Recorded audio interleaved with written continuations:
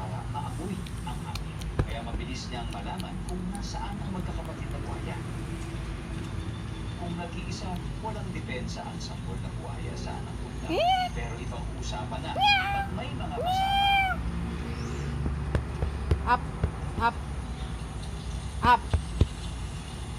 Oh. Up.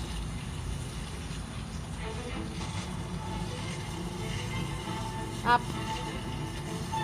Up. Ah. Mukha silang bumot at lampak. Hindi basta-basta susubok ang pagbuhay. Ganda ng kwintas. Laki ng ginto mo, ah. Oh. Buti ka pa may ginto. Oh.